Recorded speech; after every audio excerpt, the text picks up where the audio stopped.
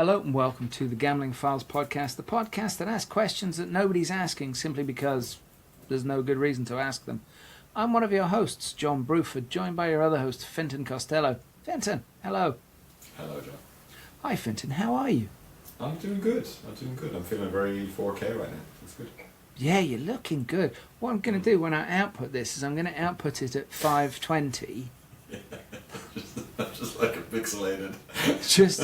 just to bring you down to my working class level. Yeah. That'll teach you. That's fine. Only I'll learn.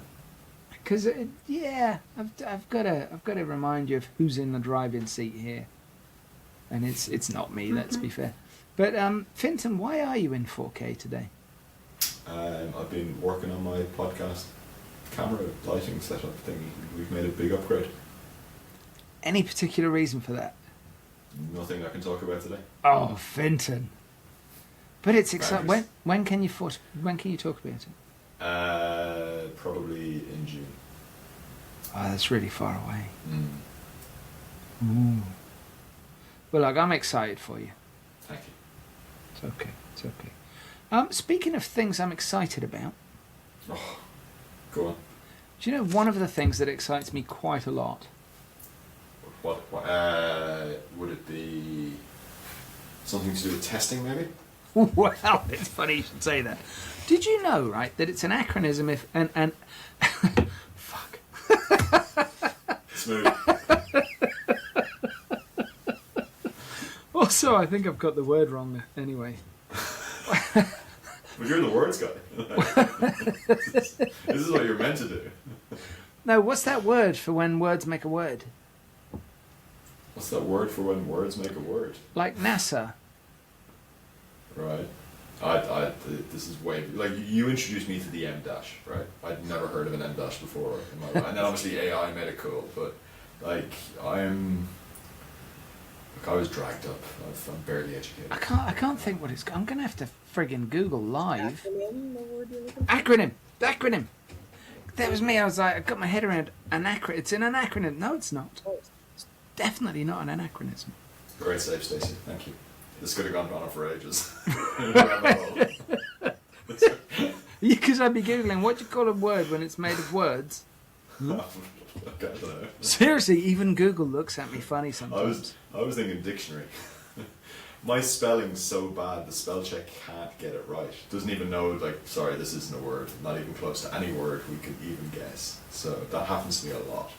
I'm trying to train autocorrect to refer to itself as autocarrot, and it's not going great, but I'm going to keep plugging away, because if it really is learning, it'll get there. Tell me about testing, John. Well, no, I was thinking about, because the difference between an acronym, a lot of things are referred to as acronyms, but they're actually initialisms. It's an acronym if it is said as a word. So NASA is an acronym. Oh. FBI is an initialism. Because you're saying the letters. Mm. So, for example, in the industry, Gaming Laboratories International, Yeah. usually referred to as GLI, that's an initialism. Oh. But you know what else, Fintan? What? Today's episode is brought to you by Gaming Laboratories International.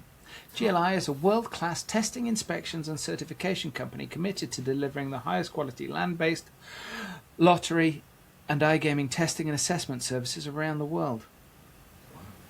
But that's not all.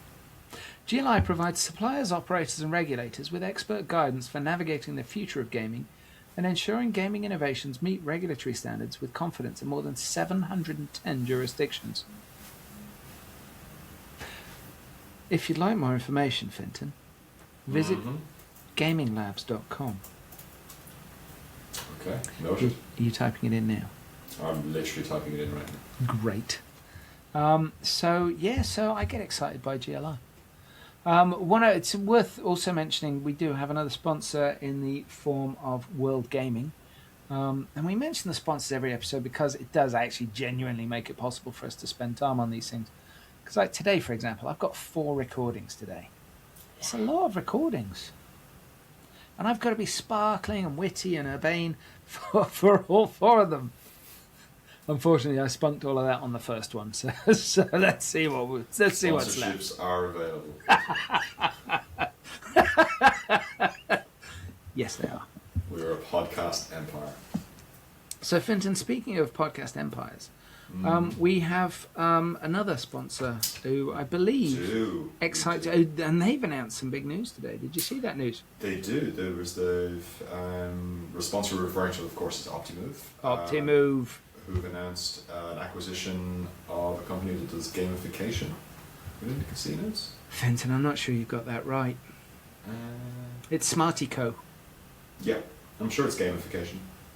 I think they do CRM. Fair enough. Whatever they do, they're clearly really good at it, and they got bought by Optimove, so fair play to everybody there. And I think that's going to be a big win. But obviously the key thing about Optimove is positionless marketing, which is where the overworked marketing manager is expected to do the job of many marketing managers and different people and different channels and different things. And Optimove makes that easy. It's a seamless system that could work across personalized CRM campaigns, dynamically change casino lobbies, and we've got a great guest today to talk about this, bet slips, and create engaged, gamified experiences. Fintan, I've got it. What is it? They do gamification. Sorry. Hang on. Combined with CRM. So that's actually quite an interesting acquisition. We're not just saying that because they sponsor us. I'd say worse. But look, go to optimove.com. Tell them we sent you. There is a little bonus if you mention us when you sign up with them. You get a month for free, and it helps make sure that they renew next year and keeps a roof over our heads and fancy lighting setups in Fintan's new podcast studio. So thank you very much. Roof over my head, fancy lighting systems for Fintan. But Fintan, right? I mean, we're living in a period where the world has gone mad. I think it's fair to say everything is a little bit wild out there in the real world. I mean, I look out the window here in Wales, I can still just see hills and trees and sheep. So that's consistent, but the world has gone absolutely bonkers. And wherever you are on whatever side of any political debates you find yourself on, I hope you're doing okay and you're safe.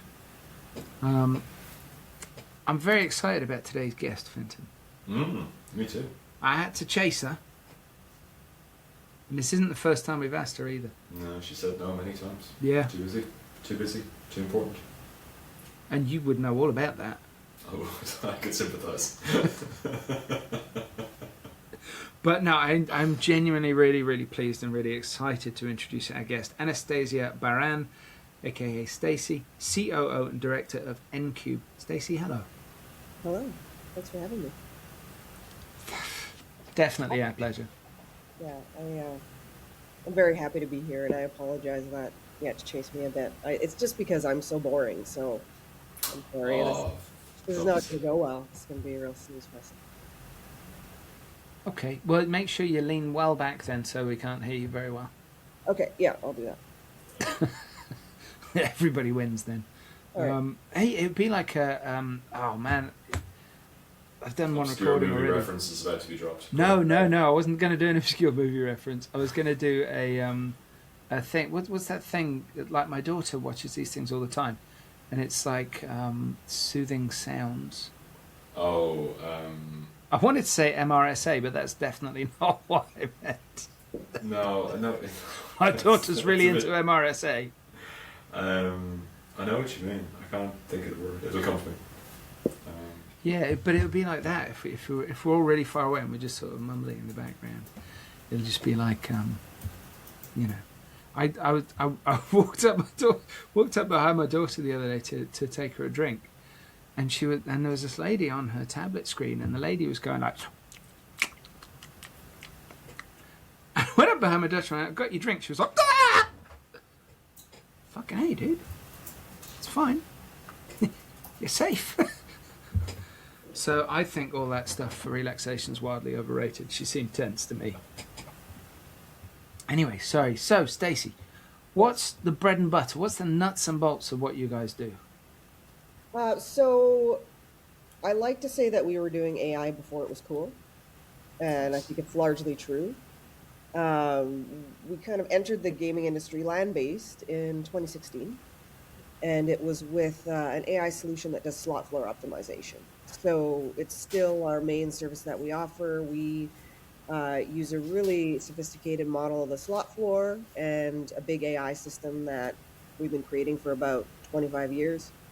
And it helps us tell casino operators which machines to buy, which ones to get rid of, and where to put them on the floor. And there's a whole bunch of other problems around that we solve as well. But that's the core of it. There's, I mean, tons of questions are firing in my tiny brain. Sure. First things first, is there an optimal size of floor that this works for in terms of number of slots? Because in the UK, they're pretty small generally.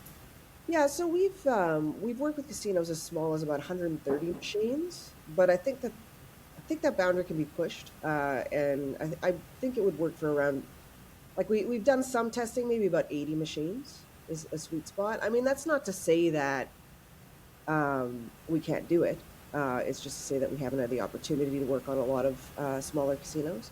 So anywhere from, let's say, around 100 up to, we've worked with 4,000 machines on a slot floor. So it's funny that you mentioned size as well, because right sizing casinos has been a big deal over the last couple of years for us. So we've done a lot of projects where it's really about finding the right number of machines for a property, and more often than not, actually, I can say probably about 100% of the situations we're working in, casinos just have too many machines on the floor. So we can actually find additional opportunity for revenue by strategically removing certain machines on the floor.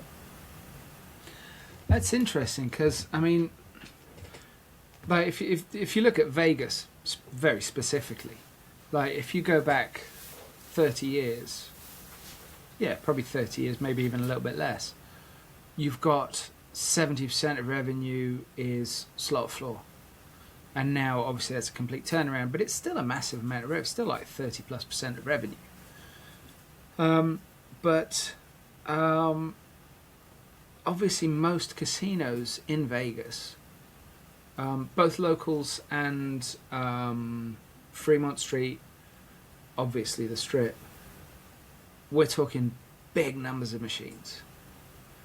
But what I've noticed in recent years is certainly a couple of places. I mean, when I think it's the Sahara now, but when SLS opened as SLS, they went for a boutique floor. When Downtown Grand opened, they've gone for a boutique style floor. So it's a much smaller number of slots, and it's a much less intimidating space. It's not a massive flung open area. And yet you go to Macau, and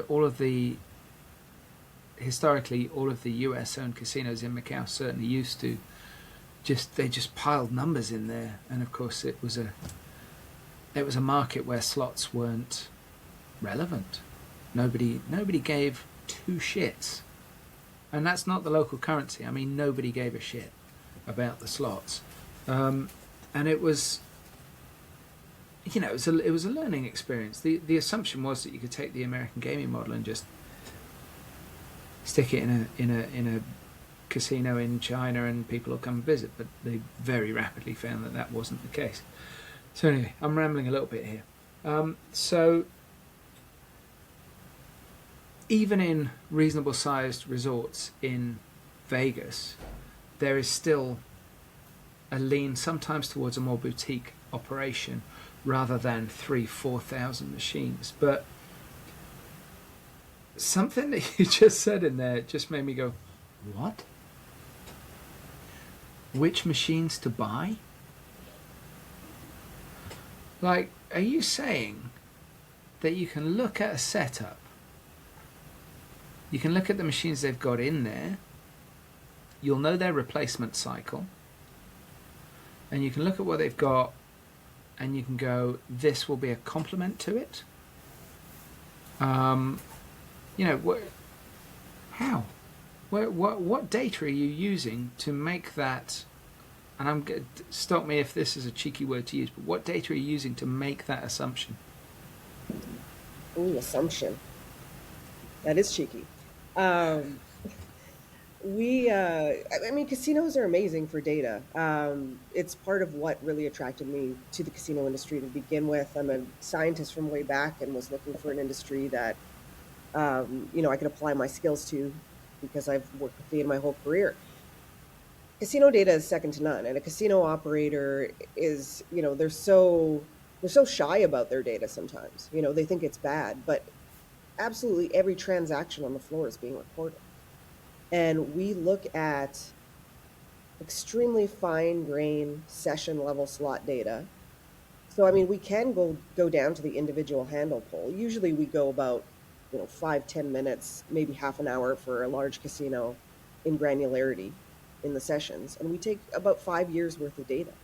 So our model of the slot floor models the interactions that are happening on the floor. It models all the relationships between machines and machines, machines and players, and also players and other players. So it's really pulling apart the relationship, the ecosystem, essentially, that is the slot floor, and then figuring out what the dynamics are on that slot floor. And then once it learns that, it turns it around and it says, okay, well, how do I build a better slot floor? So when we're making a recommendation to buy a particular machine, what we're doing is we're segmenting the players on the floor, and we're also segmenting the machines on the floor based on how the players are responding to them. So it's kind of like a Netflix style algorithm where, they know what movie you want to see before you know. And similarly with slot machines, there's going to be certain machines that are overrepresented or underrepresented on the floor given the player population. So when we say, oh, you need to buy more of these machines, it's because our model has determined, there are players on your floor that are showing up and all these machines are occupied. You have capacity for these machines. They're high performers. Your players are going to enjoy them. And similarly, even if there's a machine that's a hit and, it's really popular, if it's overrepresented on the floor, it could be distracting play from other regions of the floor. And, maybe some of those players will go to another region and spend more money. It could be just taking up valuable real estate. So there's a lot of balance happening there, and our system is pulling all those relationships apart and saying this is what your optimal floor is. But the prediction aspect of that, saying these are the games you should buy, Yeah. it's not necessarily saying here's a game you don't have and here's what you could buy because it will do this when it's in your floor. We're talking about buying a cabinet that you might already have because you can expand on that existing appeal. Mostly. So I'll add to that it's about buying a cabinet that you already have, but our system pulls apart the properties of the machine that the players are responding to. So for example, there might be a cabinet that's really hot and, there's capacity to purchase more of them and make more money. What our system does though is it says the players like this machine because of its theme. They like it because it has this volatility. They like it because it has this number of reels. It's in this type of cabinet.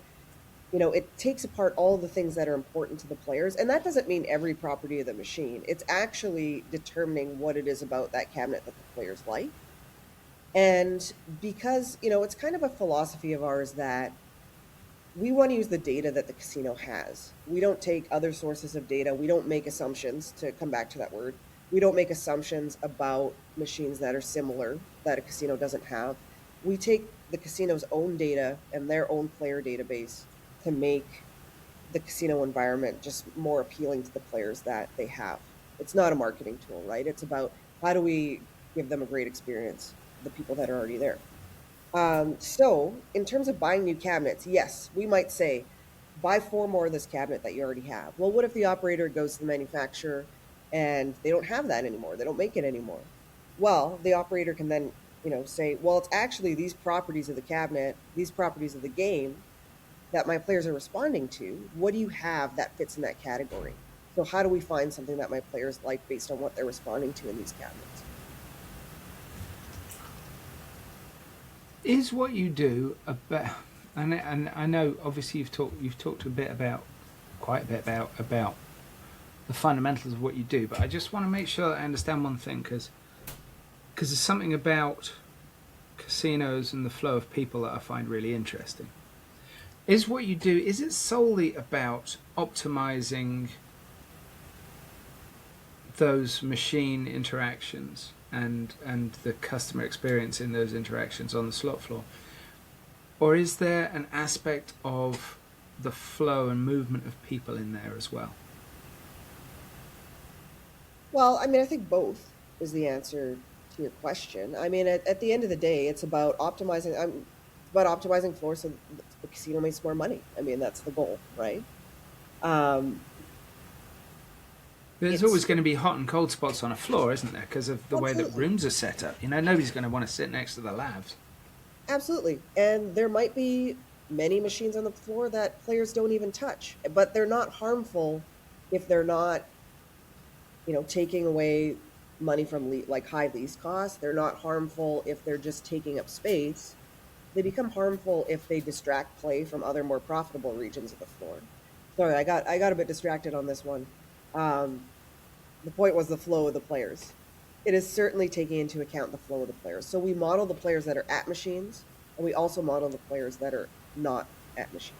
So we have an idea at any point how many players are on the floor.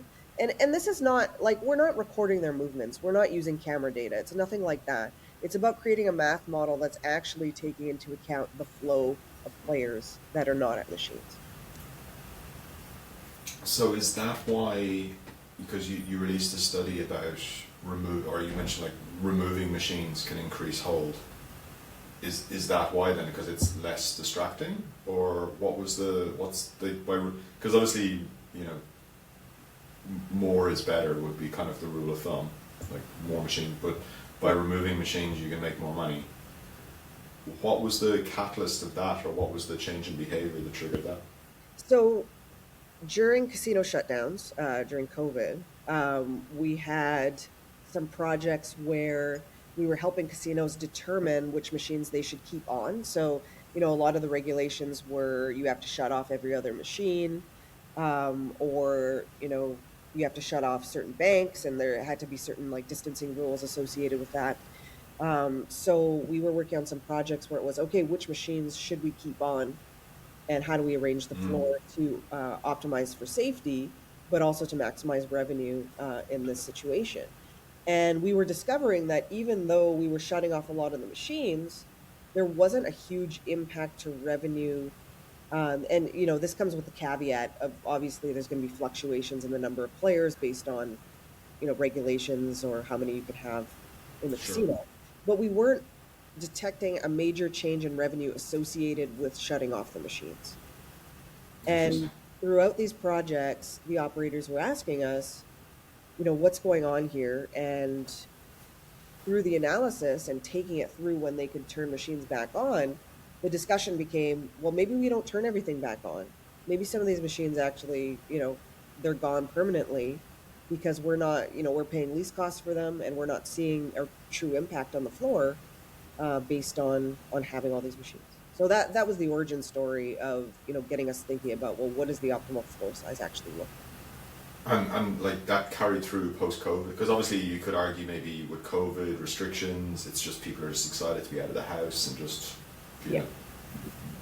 Money to spend and just want to go have some fun.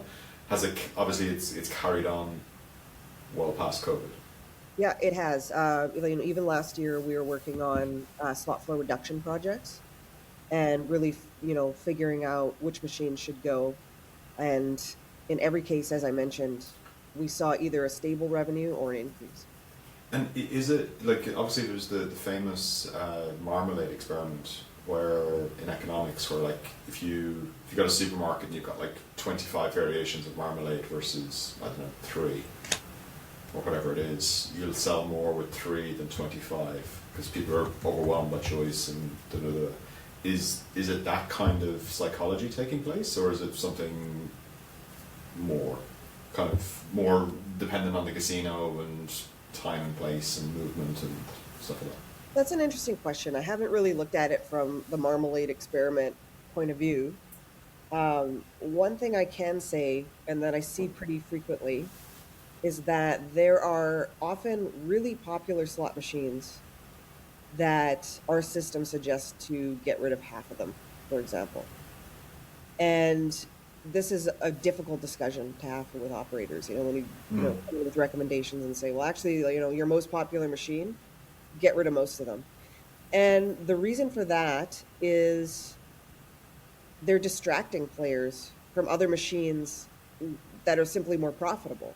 So there are groups of players that will play these super popular machines, but they also might go in the high limit area. They also might spend more time in another region of the floor. So we kind of tag them as distractor machines. Got Um, it. and ultimately, despite their popularity, they're a detriment to the floor. And this is something that, like, you can't really pull that out. Like it's a without having the math to back it up. That's a really difficult decision to make. So there are. Is there a, sorry to jump across, is there a scarcity thing as well? So like if the most popular machines are full, there's a psychological thing of, well, I've waited to get onto this machine. So like I live in Amsterdam, so I don't know, I was in the city centre the other day and there was this one place selling chips or fries that's like TikTok famous. And like the queue of people to get fries from this one place was insane. And then the queue created the bigger queue, right? So demand created demand and these kind of things. Is there a similar psychological thing there as well, or is it just, hey, they've got an hour, let's just move them to more profitable product lines, and just it's just more. Is it I suppose, is it a psychological thing or is it an efficiency thing? That's a great question. I mean, I don't have the answer to that. I'm not sure. I mean, we look at the math, right? And I'm not sure we need the psychological answer to it because we have the impact, right? We have the We've got evidence. the data. Yeah, and that's fine for me. And if it results in more money, that's great.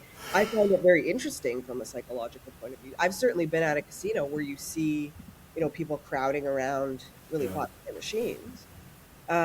So yeah, absolutely, that could be the case. I'm at an age where I don't wait in line for anything, so I can't like personally empathize with that. Yeah. Uh, but it makes sense. So, okay, if we go to it's probably not psychology, but it was more communication. You ran a fantastic experiment around players detecting hold. Can you talk a little bit about that? Because I thought that was fascinating. Yeah, absolutely. So myself and my business partner, I'm a former academic, and he's actually still a research active prof at the University of Manitoba in astrophysics.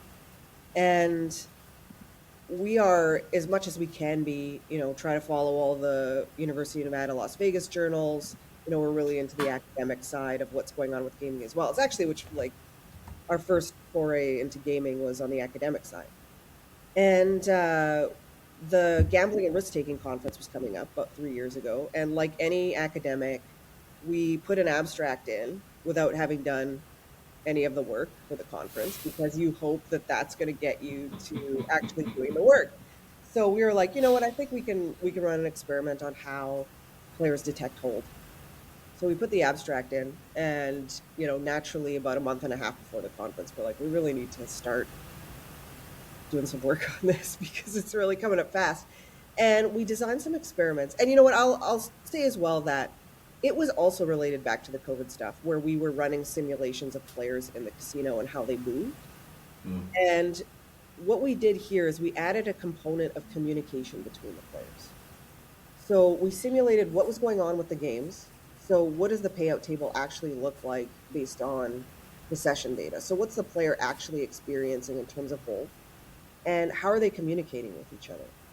And the old controversial topic is simply, can an individual player detect a change in hold on a machine? And we were still, supporting the work in saying that an individual player can certainly not detect reasonable changes in hold on machines because the number of games you'd have to play are so huge.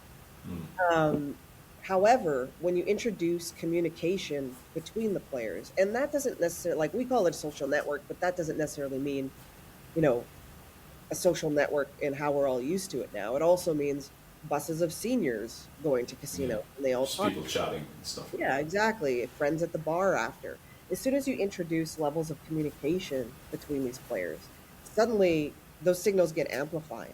And if there's been a hold change, you get all this new information about all these different games that have been played, and they have more information. So once that communication is introduced, yes, the players start being able to detect changes of hold. Similarly, misinformation also travels very quickly along a network. Uh, so it's really important for casinos to control what players might think of their brand, especially if they change the hold and that communication starts to propagate. It's very difficult to come back, maybe even impossible to come back from that brand damage. So we're really, there's a lot of interesting relationships that are happening And is the brand damage on a game level or a casino level? on a casino level. So the Wow. experiment itself was done between two locals casinos, where Mhm. one would change their hold and one would not. Yeah. Okay. Wow. Um, that's really interesting because from a brand perspective, like, could be detrimental, right? Absolutely. Wow. Could be more than detrimental. It could be killer. It's yeah. Okay, so a couple more follow-on questions for that. So, like you said, hey, we've got the data, and this is what the data says, right? So, the data beats opinion kind of scenario. How, I know, you guys have got, you've been in business for a long time, you've bootstrapped, you've done some really, really cool stuff over time. What was particularly, obviously you've got a big body of work behind you now, so I'm sure these conversations are much easier, but in the early days, when you're sat there with, a general manager, 25, 30 years of experience, has the gut feel, has worked on the casino floor, feels like, no, this is wrong, or this is not how it's done. How did you overcome that? So Fintan, I'd like to jump in before Stacey answers that question. Go for it, John. And I'd like to say two things. One, you should know better than to raise marmalade in this podcast. It was actually jam, not marmalade. I panicked. It's trying to be too clever. You know Big Marmalade is listening. We've had a whole thing, Stacey, we've had a whole thing about marmalade. Sorry, John. Sorry for triggering you. It's very What? passionate about marmalade. What? It's this Paddington Bear comes out, isn't it? I don't even eat marmalade. Really? Yeah. The way you go on about it. I just did a feature on marmalade like 23 years ago. And it stayed with me. It stayed in my heart. It was a great feature though. Anyway. What you're talking about to me is like, and stop me if this is a really bad analogy, because I have made bad analogies before and I will make them again. This is so people talk about homeopathic medicine, and there's a great Mitchell and Webb sketch about homeopathic hospital. This man's been hit by a car. Okay, we're gonna need a paint sample from the car that hit him. We're gonna have to dilute it 1,000 times and then rub it on his elbow. That kind of thing. And it's fantastic. But of course the basis of homeopathy is what kind of became medicine. Herbal remedies for things that were being used centuries and centuries ago. And some of that became the basis for modern medicine, and that's how things were discovered by people doing shit. You're saying homeopathy came before medicine? No, that's not what I'm saying. I'm saying Okay, that that's what it sounded I'm like. saying that herbal remedies Okay, that's very different. Okay, fine. became medicine and all that jazz. And that's kind of what this is, because that guy with 20, 30 years of experience, his experience is real. Yeah. And he might not be able to quantify it or even explain it. But the data does that and refines it and takes the gut feel out of it, doesn't it? But I mean, the way that it's been done in the past, it's not incorrect. This is just way more efficient, right? So the gut is herbal remedies, and this is science. I think my question, which maybe we need to reframe the question then, is maybe I'm an idiot. There's going to be things in the data which the GM is just going to react against and say this, like for example, removing machines. Like, I'm just picking out something we've done. But so it's more that kind of, oh my god, we can't do this, or you guys don't know how a casino works, or But what Stacey was saying earlier about, if you put this machine's more profitable. What the floor manager is going to say is, yeah, but I've got no guarantee that person that wants to play that machine is going to walk over and play that machine. we should probably let Stacey answer. She tells all I'm that. just making sure that we're covering everything for Stacey to answer. Stacey. Oh, you guys got it. It's okay. Continue. We'll come to an answer one It day. must be like two like really dumb first year grads just bumbling around your office. It's just like, oh my god, is it not lunchtime yet? Get How out. did they let them out of high school? These grads are getting dumber. Convinced of it. I don't know. I mean, to answer your question, in the early days, it was very difficult.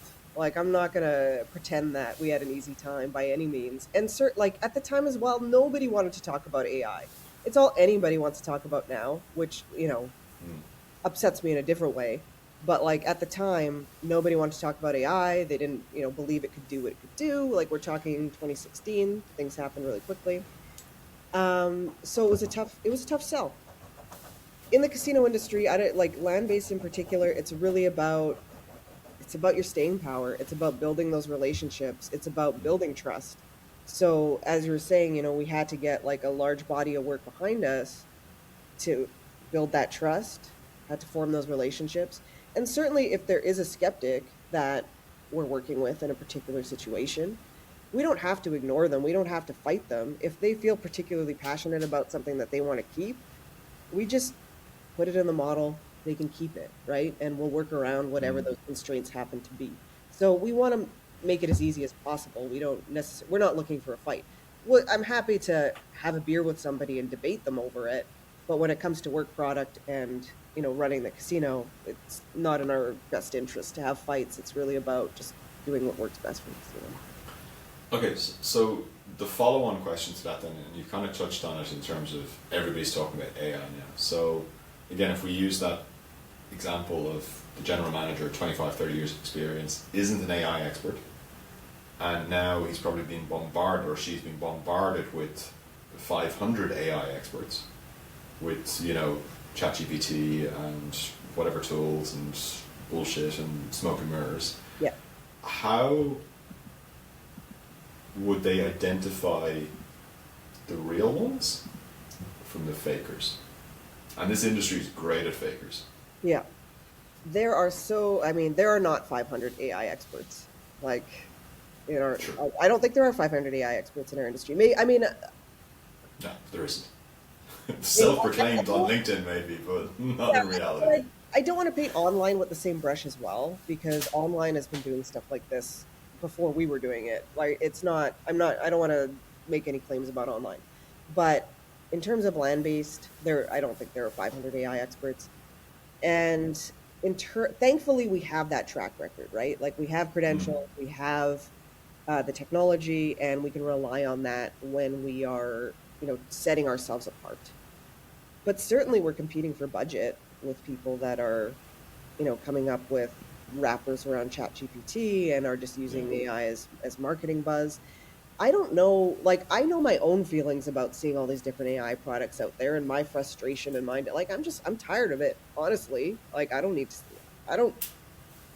like Apple AI or Apple Intelligence or whatever it is. I just, I shut it off. Like, any AI product I have in my own technology stream, for the most part, I don't really use, to be honest. Like, I'll use ChatGPT or whatever to proofread my emails or, do some. I was just searching for a wine fridge, but other than that, it's not part of my workflow. And is that because it's a bit like the chef, like coming home and making some pot noodles because they've been cooking all day, or is it just you don't think the technology's there yet? Yeah, that's a good question. I think the technology, it's probably there for certain tasks, and like I said, I do use it for certain tasks. It's not for me, and there's nothing for me yet that really, like, in terms of creating tech, and like the type of AI we do is very different than large language models and things like that. It's very math based. It's about making predictions. It's not about next word predictors or anything like that. But there's just, other than chat, there hasn't really been a tool that I really feel like I need in my workflow yet. If that changes, great. If not, I'm perfectly happy to continue using a desktop computer like a proper elder millennial. And, we'll see what happens. And then you talked about online, because obviously, I think online is obviously different, but has a lot of the same issues as land-based, where, they will shove 3,000 game variations in front of a player and expect the player to kind of fend for themselves and figure it out. Is there applications in your modeling for online casinos? Yeah, we often say that we should have started an online first because you don't, from a mathematical perspective, it's a little bit of an easier problem because you don't have the real estate constraints that you have on a land-based floor. So there's a lot of spatial considerations that we have to take into account in land-based, including restrictions on number of machines and things like that. In online, there's a lot more freedom in terms of what games you're putting in front of people. You don't have the same constraints. So I think it's highly applicable. I think a lot of people are doing it. I'm not sure it's a market that is open for new players necessarily. I think we would do a great job of it, but it's definitely a highly applicable problem. And the data is fantastic as well. Every player is carded, and it's just another fantastic data source. Could I ask about your first project? Like, as NQube, you must have, you probably had a bit of time where you were like, oh shit, are we ever going to sign anybody up? And you get your foot in that first door, right? What did you learn on that first project, and what came out of it? I mean, was it like hugely successful? Did you bankrupt somebody? I'm going to assume not. No. First project was a bit of I don't want to say fail. We learned a lot. I think the casino learned a lot. 10 years ago, the data we needed wasn't necessarily readily available. And honestly, we encounter this to this day, where it takes a long time to communicate exactly what data needs to be extracted in order for us to do our model. So I think we had a wake-up call as to how we need to communicate with operators about what we need. And at the same time, they didn't necessarily know what they were collecting and how to give us the information we required. So first project was kind of like, oh, let's see your data. Let's try to apply the model to it. But ultimately it was like, well, this isn't, we don't have the granularity. There's gaps in the data. It's too aggregate. It didn't work out from that perspective, right? We couldn't mesh on just kind of first steps. That was very early on. That was like day one. No, but that's super interesting because, I've been saying for years, like, data in this industry, in the land-based side, it's just coming in from all sides, huge amounts of data. And unless you're a massive organization, and there are whole businesses that have sprung up to sort of pass and kind of represent that data in an easily digestible format for operators. There are whole companies around just doing that. But it's really interesting that I've got this image in my head of like an operator just turning up with a big bucket of data. I brought the data. Bin bag. Yeah, basically, with a hole in the bottom. But it's true because you need a certain bunch of things in a certain way, and it's a re-education just to be able to get to the point at which you can help somebody. So how much of every project is just data cleaning at the beginning and just getting the data in a usable format? Huge component. If everything goes as planned, it should really take us less than a week to get everything set up. But it's it can take a long time. If we've had as many as, I would say, 8 or 9 iterations on some data projects. So ultimately, once we get into the groove, as long as we keep getting the data in the same format, it's a really quick turnaround from getting data to results. So we'll do like a monthly update. It's really quick. But that initial data pipelining, that's a big hurdle, and that's even to this day, it's still a struggle. And that's fine. We're happy to work with people on it. But I think there's a lot of general discussion on AI readiness now, and data is a huge, like, that's the main component of it. Without the data, there is no AI readiness. So I think maybe that's step one. People, like casino operators, need to understand where they're at with understanding their own data and how to properly use it. And I don't want to disparage anyone. I just think that everybody's at kind of a different level. And if you want to use AI, it's the faster to understand that. But it's surprising, given that the land-based casino industry has embraced loyalty cards and loyalty points, and is meant to be is held up as this gold standard of tracking the customer behavior and insights and being able to that kind of reactivation and retention of players, bringing them back to the casino. Is that just like a couple of good case studies is painting a broad brush for everybody, or is it just not applied to the floor? It's just not the data you need. It's just different. They're good at different data. It's not the data that we need, but I think that, I could speak to that a bit generally. I think that similarly, there are companies that will go into data-ready casinos that are very sophisticated and that can do these complex analyses. But there's also a ton of consultants that do an awesome job of taking spreadsheets and, data sources that are all over the place and breaking it down and creating actionable insights from that. But that's a lot of work to sit down and actually put together those data sources. So it's it's all different levels, and people do what they can with the data that's available. Understood. Great questions, Fintan, because I'm usually the details guy. We know. Yes, you are.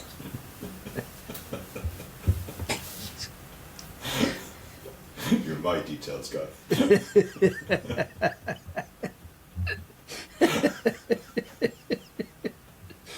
Oh, terrible. 4 years of this, Fintan. What's your favourite casino? Ooh, yeah, that's a good question. Oh, that's so difficult. You're going to piss off somebody. Do you piss off a customer? Favorite casino to go to? Like, my favorite casino to be in. What's your favourite? Just you walked in and go, yeah, I like that. This one's my favourite. Oh man, that's such a hard question. I mean, in Las Vegas, I often stay at Sahara.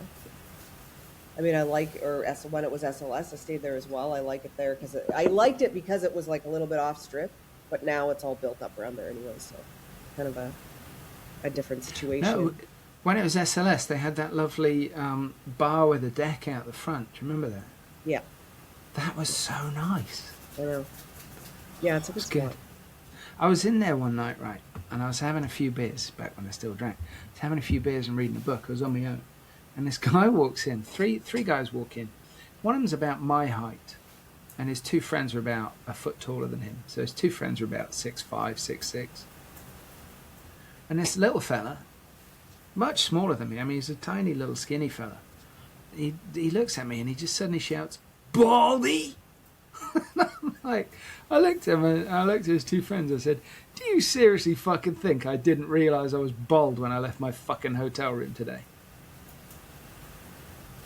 Luckily, he had the good grace to look embarrassed. Yeah, that's... I mean, in case you didn't know, I guess. He was right. I mean, in terms of data analysis, he was spot on. Scientific observation. But I think his presentation was lacking. Agreed. But I feel, okay, so it just occurred to me, I will say my favorite casino of all time, it no longer exists, was the Imperial Palace in Las Vegas. No way. Yeah, I love that place. I think about it often still. The link just... What made it special? I do talk about this often, even though I shouldn't. My family has been taking me to Las Vegas since I was 13 years old. And that was like my grandmother's place that she would go to because it's the only place that she would know how to get around. They used to have like, the old school like champagne buffets where it was like champagne on tap. Like it was just like Let's go. it was proper old school Vegas, and it just Nice. had a special place in my heart. But even when IP was sort of gutted and refurbed to what it is now, it was a really weird bridge between old style Vegas and new Vegas. You know, you would still have rooms with mirrored ceilings. And in fact, I stayed in a room that had a mirror over the hot tub. I wish I were joking. I'm like looking at it thinking there's only so much I need to see. But also they had I think one of the truly great cafe restaurants on the Strip. One of the best steak and eggs places I've ever been to. And I was gutted when it was refurbed and they that was one of the things that went. But I spent my honeymoon there. Oh, nice. I think that's the place that had the champagne tap. Okay, it was right in the middle. Yeah. It was just above the gaming floor, I think, if I remember right. Yeah, exactly. But no, it's a tremendous property. It's also a huge property and right in the middle of the Strip. Yeah. It's a really good location. It's where the Link is now and the Eye and all that jazz, Fintan. Probably doesn't mean anything to you because you hit up Monaco. I'm an online guy. I'm sorry. But do you ever when you walk into a casino now, you're presumably doing it with your business brain firing as well? Yeah. I mean, you say like you don't use AI in your life, but you're still going to look around at a floor and you're going to think, do you know what they could? It says like the Terminator, just scanning everything. And That's just like, it. Unoptimized, and I could get me the manager. We're gonna fix some stuff while I'm here. Turns around to the member of staff and says, "Fuck you, asshole! Give me your jacket. give me your clothes." It was Bill Paxton that he said that to, by the way. Anyway, I'm getting distracted by Bill Paxton, but I mean, Bill was great. One of the things that I loved, I was in SLS, right, and it was shortly after it opened. And I went to, there was a pizza place, and it was right on, there was the boutique gaming floor, and there's a pizza place in the corner. And I'm like, who positioned this? And I saw the marketing director later, and I'm like, why is it there? Why is it in that spot? He said, did you not see what was next to it? I'm like, what's next to it? He said, it's the exit to the nightclub. I'm like, oh, that's genius. Because they had this oven that operated at such a high heat that you could have a pizza done in 90 seconds. And it was a good pizza as well. It was a really good pizza. So you go and you say, I have that. It was a Subway for pizza, but it was really good pizza. And you get it, and in 90 seconds, you're out the door. And it's right next to the nightclub. Kicking out time. Probably 4 a.m, they're probably heaving. That's efficiency. One last question, if it's okay. Obviously, we're in the middle of an AI boom. OpenAI, Anthropic are due to do IPOs this year, and there's $1 trillion valuations being thrown around like it's nothing. NQube IPO this year, cash in. What do we say? We could talk offline about that. I mean, I can't really make any announcements yet, but we're up there with those guys too, for sure. I have one last question as well. AI is it's been bandied about a lot. I think it might be Spielberg's worst film. Do you have a favourite Spielberg film? Oh. No, I don't. Is he? Which one's Spielberg? Yeah, right. Like, I'm not a movie person either. I get it. Did he do the first Jurassic Park? He did, yeah. Yeah, Jurassic. Okay. What? All right. I'm sorry to have disappointed you. No, you didn't. Don't gatekeep, John. Don't gatekeep. Stacey like Jurassic Park. She like Jurassic Park. No, I remember sitting in the cinema watching the first Jurassic Park, and you're obviously both clearly younger than me. But I remember sitting in the cinema watching the first Jurassic Park in like 1991, I think, 1990, 91. And me and my peers were all like, 17, 18 years old. And there were loads of kids in the cinema. Obviously, it was a PG. But all the kids in the cinema were really blasé about it. We're sitting there going, how did they train these dinosaurs? And all the kids are like, it's fucking dinosaur. And we're all like, that was an amazing experience. Anyway, I digress. God bless Bill Paxton. We miss you, Bill. I'm going to hit stop now. Thank you very much, Stacey, for joining us. It was very, very much appreciated. 100% what I was hoping for. Thank you. Thanks for putting up with us. Yes, that too. Thanks so much for having me. You guys are a joy. I appreciate it.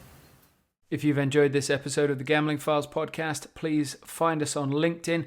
Give us a big, juicy, succulent like. That nearly went wrong. You can find us under the name The Gambling Files Podcast. You can find us on Twitter under The Gambling Files. I think the handle is just @GamblingFiles. You can connect to myself, John Bruford, or Fintan Costello, also on LinkedIn. We're also both on Twitter. And you can find all of our previous episodes at www.thegamblingfiles.com.